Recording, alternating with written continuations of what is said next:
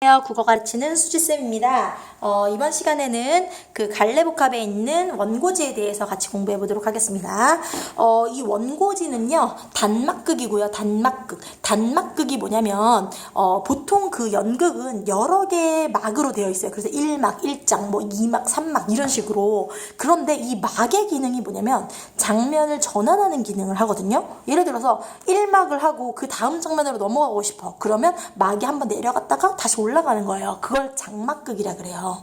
일반적으로 연극은, 희곡은 장막극으로 되어 있는데 얘는 단막극으로 되어 있습니다. 그러면 얘는 막으로 장면을 전환할 수가 없죠. 그죠? 그러면 도대체 장면 전환은 뭘로 하느냐? 그건 조금 이따가 이야기하도록 할게요. 어쨌든 단막극은 막이 한 번만, 그죠? 1막으로만 이루어져 있는 극을 단막극이라고 한다. 자, 그리고 이 극에 대해서 뭐 부조리극이다, 뭐 부조리극이다, 그리고 뭐 실험극이다, 실험적인 성격의 극이다, 그리고 서사극이다, 이런 이야기들을 하는데 이거는 다 다른 뜻이긴 한데요. 그냥 이 작품 문제에서는 그냥 같은 의미로 생각하시면 돼요.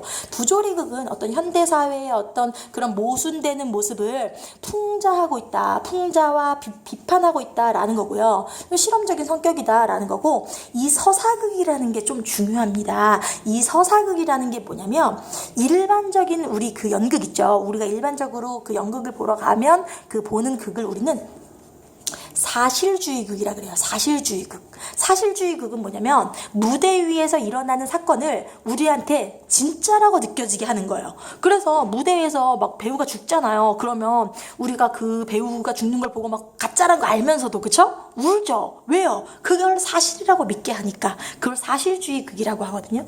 근데 얘 서사극은 이 사실주의극의 반대예요. 그러니까 반사실적인, 그죠? 반사실적인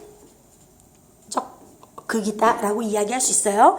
그러면 이 서사극은 도대체 뭐냐라는 어떤 그런 설명이 문제에 나올 수가 있는데, 자, 서사극은 일단 사실주의의 반대라 그랬죠. 그죠? 그래서 어떤 무대 장치나 아니면 뭐 소품이나 뭐 배경이나 이런 것에 대해서 전혀 사실적이지 않게, 그래서 이런 것들에 대해서 상징적이고, 그리고 뭔가 과장적인 그런 무대나 소품이나 배경을 사용한다. 그 다음에 두 번째 특징은 뭐냐면 이 극 속에 해설자가 등장합니다. 뭐 해설자가 딱 등장해가지고 저는 누구입니다, 관객한테 말을 거는 거예요. 그럼 해설자가 등장을 하면, 자, 그러면 우리 그 보는 관객한테 이거 연극이구나 라는 느낌을 주게 해요. 그죠? 느낌을 받게 해요. 그래서 이 해설자가 등장한다는 거는 이 서사극의 특징인데, 이 해설자가 등장하면 관객의 몰입을, 그러니까 관객이 그게 몰입하는 것을 의도적으로 방해한다, 이렇게 얘기해요. 의도적으로 방해한다. 그럼 의도적으로 방해하면 도대체 어떤 효과를 위해서? 이렇게 되면 몰입을 하지 않잖아요. 그럼 관객은 무대 위의 사건을 객관적으로 보게 됩니다. 객관적으로 볼 수 있어요. 그럼 당연히 뭐 그죠? 비판할 수 있게 된다라는 거죠. 그죠? 그러니까 관객들로 하여금 그 무대 위의 사건을 객관적으로 보게 해서 이런 어떤 현대 사회에 대한 어떤 비판의 어떤 기능을 할 수 있게 하는, 그죠? 그런 것을 이제 이 해설자가 한다라는 거예요. 그 다음에 그리고 이제 이 극의 특징, 이제 이거는 이제 서사극의 특징이고요. 그리고 이 원고지의 특징에 대해서 좀 얘기해 볼게요. 일단 주제는 현대인들의 기계적인 삶을 풍자한다. 그리고 얘의 특징은 특별한 사건이나 갈등이 없다. 계속 반복적인 어떤 일상을 보여줘요. 그래서 특별한 사건이나 갈등이 없고, 그리고 인물들이 다 전형적인 인물들을 보여줘요. 전형적 인물이라는 건 뭐냐면, 전형적 인물이라는 건 뭐냐면 어떤 특정 시대나 계층이나 사회를 대표하는 인물들이에요. 그래서 어떤 현대 사회를 살아가는 그냥 전형적인 인물들을 대표하는 보편적인 인물들을 보여주고 있고요. 그리고 그 인물들의 이름은 그냥 장남, 장녀, 감독관, 교수 이렇게만 돼 있어요. 그래서 되게 익명성. 이 익명성을 가지고 그 익명적으로 표현한다는 것은 그 인물들이 다 개인을 나타내는 게 아니라 그냥 어떤 계층을 대표하는 인물이구나 라는 걸 알려주는 역할을 합니다. 자, 그리고 자, 아까 전에 제가 무대나 소품이나 배경을 사실적으로 한다 그랬어요? 아니죠. 상징적이고 과장한다 그랬죠. 그쵸? 이것도 이제 이 원고지의 특징이고요. 네, 그러면 일단 본문을 좀 보면서 자, 내용 한번 보도록 하겠습니다. 자, 사실은 이 부분이 중요한 부분은 아니에요. 원래 맨날 나오는 부분은 이 부분이 아니고 이 앞부분인데 여기는 이제 이 부분을 채택을 하고 있네요. 자, 플랫폼 방에 불이 꺼지며 다시 응접실이 밝아진다. 자, 무대 구성을 어떻게 하냐면요. 무대 이렇게 있어요. 무대가 있으면 여기가 응접실이에요. 응접실이 있고요. 이 응접실보다 좀 더 높은, 그러니까 응접실 뒤에 높은 곳에다가 이렇게 두 개의 플랫폼을 만드는 거예요.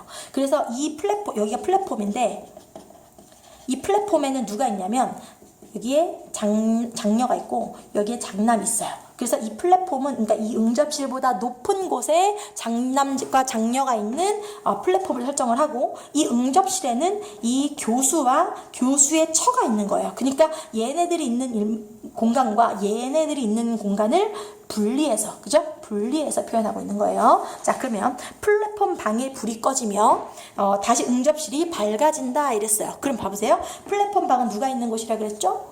장남 장녀가 있는 곳이라 그랬죠? 그쵸? 그리고 거기에 불이 꺼지면서 다시 응접실이 밝아져요. 그러면 플랫폼 방에서 응접실로 장면이 전환되는 거예요. 그쵸? 그런데 이게 아까 단막극이기 때문에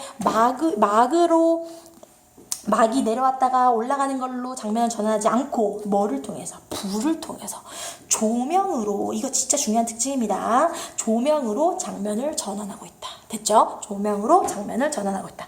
자, 플랫폼 방에 불이 꺼지며 다시 응접실이 밝아진다. 소파에 누워서 철새마저 어느 사이에 풀어헤치고 행복하게 잠자는 교수가 보인다. 여기서 이 철새가 의미하는 것, 자, 이 철새가 의미하는 건 뭐냐면 이 교수의 삶을 구속하고 억압하고 하는 그런 억압하고 어떤 얘한테 그런 책임감을 갖게 하는, 과도한 책임감을 갖게 하는 그런 부정적인 상징적인 소재예요. 상징적인 소품을 사용한다 그랬어요. 철새마저 어느 사이에 풀어헤치고 행복하게 잠자는 교수가 보인다. 시계가 9시를 친다. 시간이 1시간 경과였음을 표시한다. 이때 창문을 열고 감독관이 방 안을 들여다본다. 여기서 이 감독관 진짜 중요합니다. 이 감독관도 이 교수를 구속하고 억압하는 인물이에요. 됐죠? 계속 노동하라고, 일하라고 독촉하는 인물이에요. 방 안을 들여다본다. 얼굴이 흉측하게 생긴 데다가 아래 위를 까만 옷으로 사리고 있어서 지옥의 옥리를, 그죠? 무서운, 그죠? 옥리를 방불케 한다. 긴 회초리를 든 손을 방 안에 밀어 넣더니 잠자는 교수를 회초리를 때린다. 교수가 눈을 비비며 일어난다. 감독관은 원고 하면서 지금 이 뭐하고 있어요? 재촉하고 있잖아요. 그쵸? 재촉, 독촉하고 있어요. 네, 곧 됩니다. 아, 또 독촉이군. 자, 감독관 책상 쪽을 가리키며 원고 빨리 내놔 하고 있어요. 그죠? 교수, 소파 한 구석에 있던 가방을 집어갖고서 황급히 책상에 가서 앉는다. 가방에서 원고를 끄집어내고 책을 펼친다. 그럼 얘가 지금 이 원고를 끄집어내고 책을 펼치고 뭘 하냐면 번역을 합니다. 그러니까 원래 교수는 학문 연구를 주업으로 해야 되잖아요. 그쵸? 교수니까. 그런데 이 교수 같은 경우는 지금 학문 연구보다 돈벌이의 수단인 이 번역을 거의 생업으로 삼고 있다라는 걸 볼 수 있어요.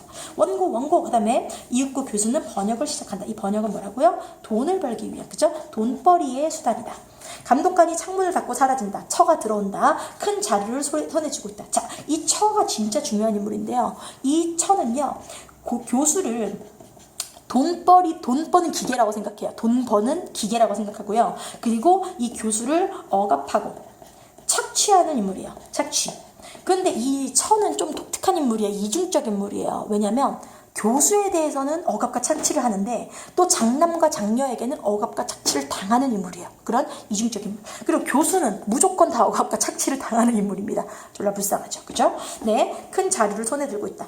어머나 그렇게 벌거벗고 계시면 어떡해요? 막대기에 칭칭 감긴 철새를 줄줄 끌어다가 교수의 허리에 감아준다. 그럼 철새는 아까 뭘 의미한다 했죠? 교수의 삶의 구속과 억압을 나타낸다 이렇게 얘기했죠. 그죠? 그래서 철새를 교수의 허리에 감아준다. 그러니까 다시 교수에게 이런 억압과 착취와 구속과 억압을, 그죠? 다시 시키는 거죠. 감기 걸리면 큰일 나요. 이렇게 얘기해요. 그럼 보세요. 표면적으로는 처가 교수의 뭐를 건강한다? 건강을 걱정하는 것처럼 보인다. 그죠? 그런데 사실은 그죠? 내면적으로는 뭐를 그죠? 얘한테 어떤 돈을 벌라는 라는 어떤 그런 착취하기 위한 그죠? 그런 수단으로 생각한다는 거예요. 그다음에 교수는 말없이 번역을 한다. 처는 의자를 하나 끌어다 교수 옆에 앉더니 큰 자루를 벌리고 교수를 주시한다. 빨리 지금 어때요? 교수를 억압하고 착취하죠. 그죠? 교수가 말없이 원고지 한 장을 쭉 찢어서 처에게 넘긴다. 이거 뭐예요? 번역을 한 장을 해서 찢어가지고 주는 거예요. 처는 빼앗듯이 원고지를 가로채더니 자루 안에 쓸어 넣는다. 그리고 300칸. 그러니까 지금 이 교수가 번역한 것에 가격을 매기고 있어요. 재빠르게 다음 페이지의 번역을 끝낸 교수가 다시 한 장을 찢어 처에게 넘긴다. 처는 같은 행동을 반복하며 600칸, 900칸 이렇게 얘기해요. 그죠? 그 다음에 중략 부분에는 이제 교수가 신문을 읽습니다. 네, 신문을 읽는데 하룻밤 사이에 참 신기한 사건도 많아라. 세상이 그렇게 변해서 어떻게 살 수 있겠니? 어디 살 수 있겠니? 너 왼쪽에 손에 들고 있는 종이는 뭐냐? 이렇게 물어봤어요. 자, 그럼 보세요. 이 지금 하룻밤 사이 신기한 사건도 많다. 세상에 그렇게 변해서 살 수 있겠냐? 이런 대사가 나오는데 이 중략 부분에 교수가 신문을 읽는데 어제 거, 그저께 신문, 그리고 뭐 그 전날 신문, 다 똑같은 내용으로 돼 있어요. 네. 그래서 세상이 그렇게 변해서야 어떻게 살 수 있겠어? 어디 살 수 있겠어? 이런 거는 어떻게 보면 어떤 반어라고 볼 수 있는 거죠. 그죠? 반어라고 볼 수 있고, 그리고 이걸 풍자하기 위한 거. 현대사회를 풍자하기 위한 거예요. 그 다음에 너 왼쪽에 들고 있는 종이는 뭐냐? 이거요. 영자신문을 교수에게 준다. 교수는 받기가 무섭게 기계적으로 번역한다. 이거 뭐예요? 지금 얘가 과도한 노동에 그죠? 과도한 노동을 하다 보니까 정상적인 사고가 불가능한 상태다라는 걸 보여주죠. 그죠? 계속 그냥 기계적으로 번역하는 거예요. 무슨 글만 보면.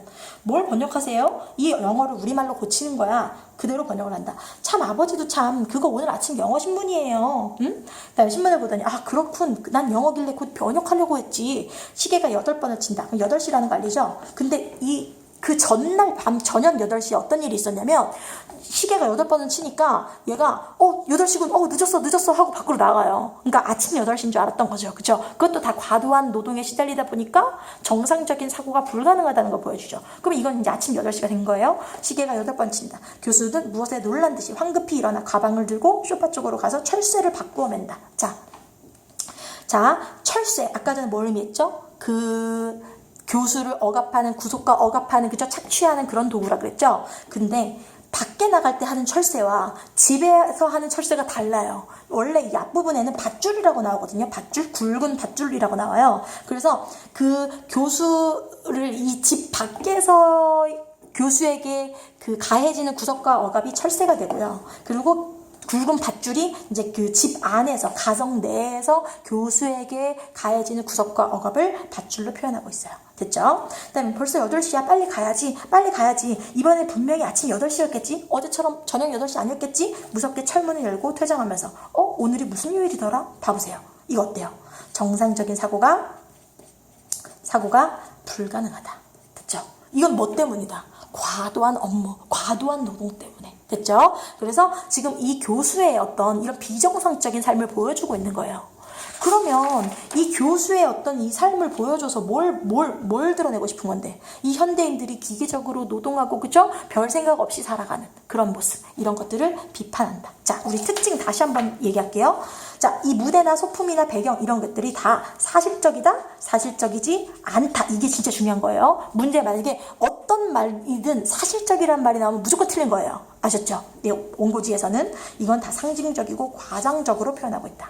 그리고 해설자가 있는데 여기서 해설자는 원래 누구냐면 장녀예요. 장녀. 근데 이 부분에서는 그 장녀가 해설자의 역할을 하는 부분이 안 나와요. 네. 그 다음에 이걸 이제 부조리극이고 실험극이고 서사극이다 이렇게 얘기했죠. 현대인의 기계적 삶 풍자하고 특별한 사건이나 갈등 없고 전형적 인물, 그죠? 익명성을 가진 인물들로 나타내서 인물들이 다 전형적인 인물들임을 보여준다. 됐죠? 그죠? 그리고 이 단막극이다 보니까 조명을 통해서 장면 전환한다. 그죠? 그리고 내용이 다 상징적이다. 이런 거.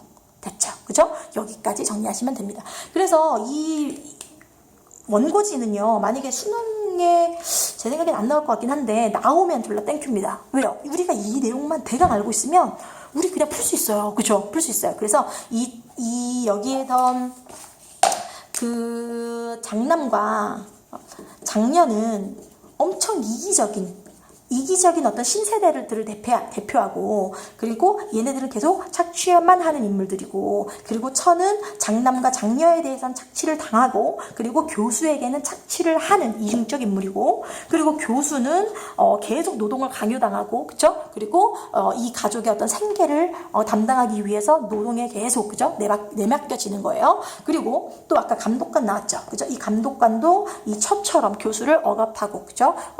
구속하는 그런 인물이고, 그리고 나중에 천사가 나오는데, 교수의 꿈속에서 천사가 나오는데, 그 천사는 그 잃어버렸던 교수의 과거의 꿈과 희망을 상징해요. 순수했던. 됐죠? 네, 그런 걸 상징한다라는 것만 알고 있으면 어느 부분이 나와도 이 원고지는 쉽게 풀 수 있어요.